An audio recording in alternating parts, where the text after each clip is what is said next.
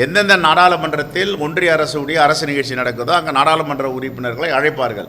அந்த அழைப்பின் பேரில் தான் விடுதலை சிறுத்தைகளுடைய தலைவர் கலந்திருக்கார்.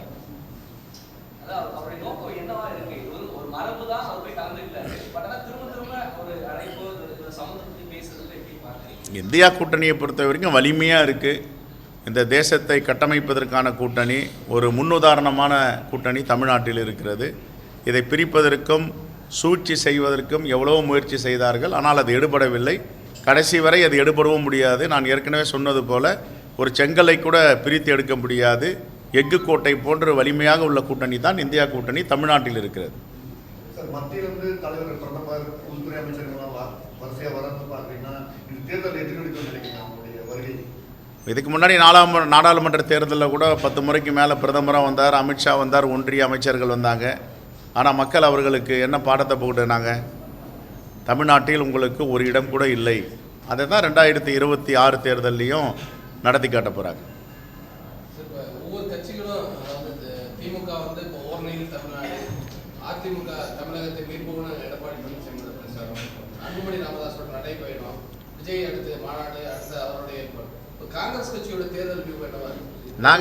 நாங்கள் மகாத்மா காந்தி வழியில் அமைதி புரட்சியை செஞ்சிட்ருக்கோம். கிராம கமிட்டி இது வரைக்கும் ஒரு கட்டமைப்பு இல்லாமல் இருந்தது.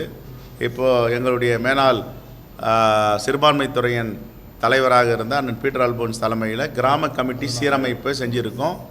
ஏறக்குறைய இந்த 6 மாதங்களில் 72 விழுக்காடை முடித்து 80 விழுக்காடு தொடு அளவில் இருக்கும். இதுதான் அமைதியாக நாங்கள் கிராம கமிட்டி அமைச்சிட்ருக்கோம். அவங்களுடைய மாநாடு சில தொகுதிகளில் வந்து கூட்டணிகளுக்கிடையே காங்கிரஸ் சட்டமன்ற தொகுதிகள் வந்து திமுக வந்து எங்களுக்கு இந்த மாதிரி வாய்ப்பு கொடுத்து இப்போ வெளிப்படையாக பேச ஆரம்பிச்சிட்டாங்க.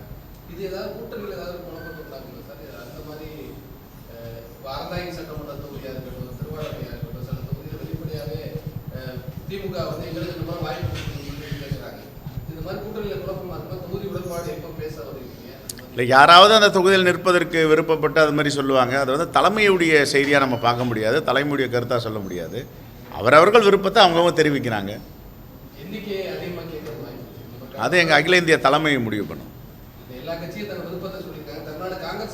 தமிழ்நாடு காங்கிரஸ் கமிட்டி வந்து அகில இந்திய காங்கிரஸ் கமிட்டியுடைய வழிகாட்டுதலில் நடக்குது. இது தேசிய கட்சி வந்து மாநில கட்சிகள் வந்து அவங்க வழிகாட்டுதல் கலந்து யோசித்து பின்பு தான் அறிவிக்கப்படும். தேர்தலுக்கு இன்னும் ஏறக்குறைய 10 மாதங்கள் இருக்கின்றன.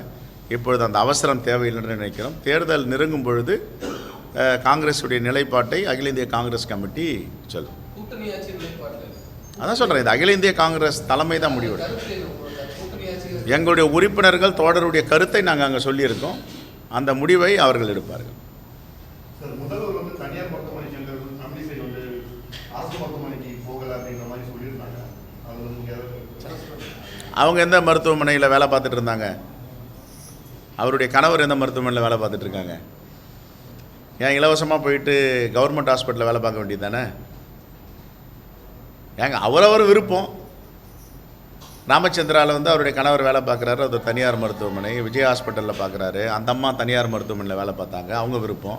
சில பேர் நாங்கள் அரசு மருத்துவமனைக்கு மட்டும்தான் வேலை பார்ப்போம், 3 ரூபா டாக்டர், 5 ரூபா டாக்டர், இன்னும் பேரும் கூட இருக்க டாக்டர் இருக்காங்க. அவரவர் விருப்பம். அது மாண்புமிகு முதலமைச்சருடைய விருப்பம். எங்கே அவர் சிகிச்சை எடுக்கணும் அங்கே போய் எடுக்கிறாரு.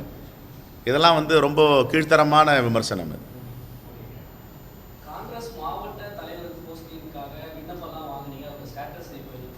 அந்த ப்ராசஸ் நடந்துகிட்டு இருக்கு. இப்போ அகில இந்திய தலைமையில் சில மாற்றங்களை கொண்டு வந்திருக்காங்க. எல்லா மாநிலங்களிலிருந்தும் பொறுப்பாளர்களை அனுப்பி அந்த ப்ராசஸ் பண்ணிகிட்டு இருக்காங்க. இப்போ தமிழ்நாட்டிலையும் வரப்போகிறாங்க. இன்னும் வெகு விரைவில் 1 வார காலத்தில் அது நியமிக்கப்படும். ஏற்கனவே 2021 தேர்தலில் எப்படிலாம் பிரித்தாளும் கொள்கையில் இறங்கினாங்கன்னு தெரியும். டிடிவியை தனியாகவும் அம்மையார் சசிகலாவை தனியாகவும் நிற்க வச்சாங்க. முடிச்சாங்களா அந்த கட்சியை? பிறகு நாடாளுமன்ற தேர்தல் 24ல் ஒரு அதிமுக 4 அதிமுக ஆகினாங்க. சசிகலா அம்மா ஒரு பக்கம், டிடிவி ஒரு பக்கம், ஓபிஎஸ் ஒரு பக்கம், எடப்பாடி ஒரு பக்கம், 4 ஆக்குனாங்க. இப்போ ஓபிஎஸை வந்து அந்த அமைச்சரவையில் சேர்த்தது யார்? தர்ம யுத்தம் நடத்தி தர்ம யுத்தத்தை கலைச்சது யார்? தர்ம யுத்தத்துக்கு யார் காரணம்? தர்ம யுத்தத்தை முடிவுக்கு வந்தது யார் காரணம்? மீண்டும் அதிமுகவில் இணைக்க முயற்சி செய்தது யார்? முடியலன்னு சொன்னோடனே இப்போ அவரை கைவிட்டது யார்? இதை தான் பாஜக RSS உடைய சித்தாந்தம். பிரித்தாளும் கொள்கையில் பாஜகவுக்கு நிகரான கட்சி இந்த தேசத்தில் எங்கும் இல்லை. அதுதான் இப்போ ஓபிஎஸ்ஸை கைவிட்ட கதை. ஓபிஎஸ் தனிச்சுவிடப்பட்டிருக்காரு, கைவிடப்பட்டிருக்காரா? க்ளோஸ் பண்ணிட்டாங்க, அவ்வளோதான். பொலிட்டிக்கலாக ஒரு ஓகே. டயா பூஸ்டர் சுகருடைய ரிமோட் கண்ட்ரோல் இனி உங்க கையில. அனைத்து மருந்து கடைகளிலும் கிடைக்கும். செய்திகளை உடனுக்குடன் தெரிந்து கொள்ள கீழ்க்கண்ட கேபிள் மற்றும் டிடிஹெச் நெட்வொர்க்குகளில் எம்நாடு செய்தி தொலைக்காட்சியை காணுங்கள். பாதகம் செய்பவரை கண்டால் நாம் பயம் கொள்ளலாகாது பாப்பா. மோதி மிதித்து விடு பாப்பா, அவர் முகத்தில் உமிழ்ந்து விடு பாப்பா. அண்மை செய்திகளை உடனுக்குடன் தெரிந்து கொள்ள இணைந்திருங்கள் எம்நாடு தொலைக்காட்சியுடன்.